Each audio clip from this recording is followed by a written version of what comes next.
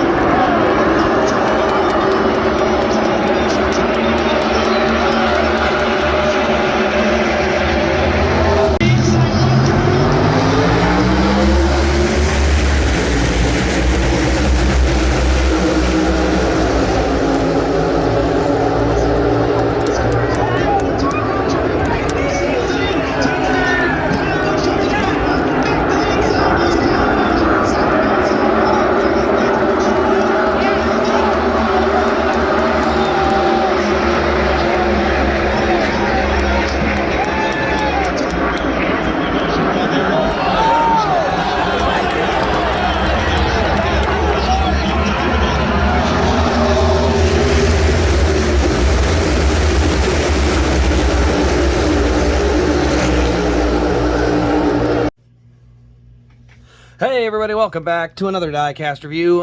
Put a lot of videos into this one because I was at the inaugural event. Which event are we talking or referring to? We're talking about the Enjoy Illinois 300 at Gateway.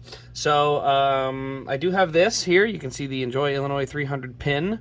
There we go, presented by Ticket Smarter, June 5th, 2022. So I did put most of the videos from cup-related stuff in this one, so you didn't see any of the truck stuff, but you'll see some of the cup stuff, just kind of the sights and sounds from Gateway. Actually, I'll probably put the truck stuff in too, now that I think about it, but basically, just kind of the weekend and the videos I took while I was there, and obviously we're going to be looking at the Diecast today, which is the Joey Logano Gateway race win in Elite, and we're going to be talking about a couple of things in the Diecast review and the track itself. So, starting, number one, the race win card. Joey Logano, Enjoy Illinois 300 winner, June 5th, 2022, Madison, Illinois. For those of you who don't know, Madison, Illinois is right on the other side of the border from St. Louis, Missouri. So, you know, literally it's across the bridge and then boom, right there. And I actually, in the video, you'll see a spot where I'm at the track, zooming in on the Gateway Arch that goes right across the border of the river there. So that just shows you how close it truly is. Also does come with the race win sticker here.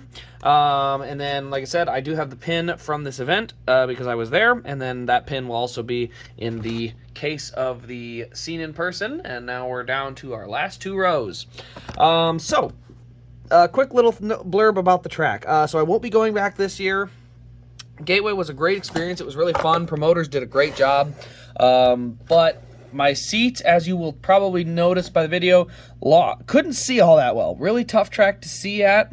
And with Iowa having IndyCar kind of close to that, I decided the IndyCar race would take precedent over the Cup race down there. Just, you know, shorter drive. A lot cooler concert in terms of the Iowa Speedway. I love the Iowa Speedway. And obviously going to Daytona this year means, you know, just less overall travel time. So, yeah, like, I won't be there this year. I did have a really good time, but that being said, it's definitely something that I would recommend seeing it once, seeing how much you like it. You know, I don't know that the racing was something that I want to go back and I'm just eager to see again, but I definitely can see myself putting it on the list if, you know, as I'm looking for races to go to, because it's not too far away. But anyway, here is the Gateway car for Joey Logano. So the first thing I noticed, the chrome rims are back. All Penske cars have chrome rims. It's not really correct. They may start chrome, but they always get dirty with brake dust and stuff by the end of a run. They're more of a gray or a more like a brushed metal look, but they don't look chrome by the end of the race, and that's something I think they do need to correct on these Penske cars. Look, I know the Penske car has chrome rims with the new ones, or the brand new car as it's sitting on pit road or whatever, but at the end of the race, these things got to look closer to the rim that's on the car. We can't have this thing where the rim looks perfect and pristine and shiny when it didn't actually look that way. So yeah, I don't want to harp too much on it, but this is the third or fourth Penske car so far that's come out, and like I said, the rims are definitely a problem that need to be, you know, talked about, is that they got to start getting these rims right, because, you know, doing it the first few times until you notice your mistake is fine, but then once you notice a mistake, fix it. Don't just sit there and say, oh no, I don't want to do anything, nothing I can do. No, fix it. So same thing with the spoiler. We've been talking about it. Spoiler height is incorrect. Now, they are getting the red part correct, but this giant clear blade needs to go. So I don't know when they're going to fix it, but they do need to fix it. Because, yeah, I know this red part is too thin to be on there by itself, but, I mean, I know you can build a spoiler short enough. So if you're just using these because you have a bunch of them and you don't want to waste any extra money, sorry to be that way, but people pay a lot of money for these cars. I mean, bare minimum, at least make the elites have this proper spoiler height. At bare minimum. I mean, this car costs $100. Over $100 for this car. This has got to be right. I mean, if you're going to charge that much, you got to be accurate. Anyway, so let's get into the car, because the car actually does look really, really good. Here's our number 22. You can see we got Pennzoil and Shell here. So first of all, we got a lot of tire marks here from the burnout. You can see some fuel spillage there that kind of made it a little bit dirty. We do have a shredded left rear tire here, which is interesting because we didn't get a shredded version on the Darlington car. We just had no tire in general, so just throwing it out there. We do have Joey Logano and a couple of wind stickers up there.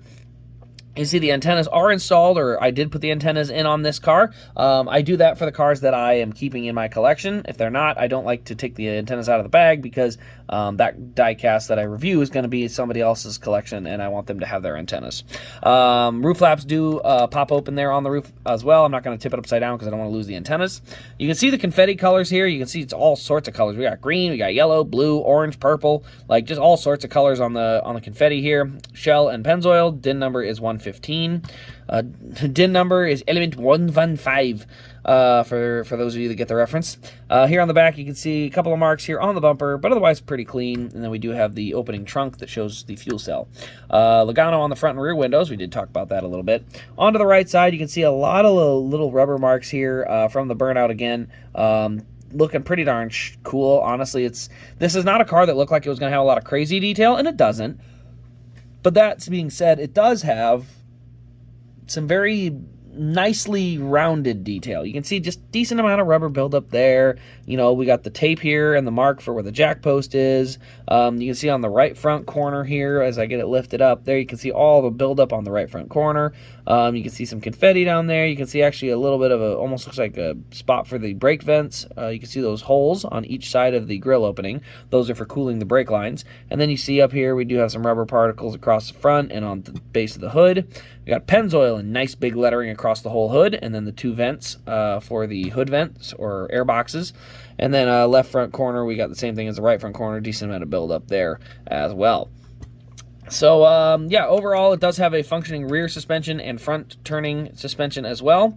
This car, like I said, I can't recommend it enough. As somebody who was at the race, I obviously have my biases, so can't argue with that logic that it's something I'm going to have some bias towards. That being said, I've never been the biggest Logano fan, but like I said, add it to that list. That is now the fourth That's the 4th time I've seen Joey Logano win. So I've seen him win a decent amount of times. I've seen him win 4 times, Harvick win 3 times, I've seen Busch win twice, I've seen Hamlin win twice, I've seen Truex win once, Keselowski once, AJ Allmendinger once, and then I'll see Bubba, Kurt, Busher, Larson. He's the other one I saw twice. So yeah, kind of cool. But anyway, guys, that'll pretty much wrap up this video. I hope you guys have enjoyed. Like I said, I did have all those videos from the track, so if you're interested, ask me any questions in the comments below about Gateway. I'll be happy to answer them and talk about the experience there. But otherwise, enjoy those clips, and I hope you guys are able to, at some point, get out to Gateway to get to see that track. So anyway, guys, that'll pretty much wrap up this review. Let me know your thoughts in the comments below. Other than that, cars available at rasdiecast.com, promo code RaceCraze. You know what to do. Other than that, guys, thanks for watching. We'll see you in the next Diecast review.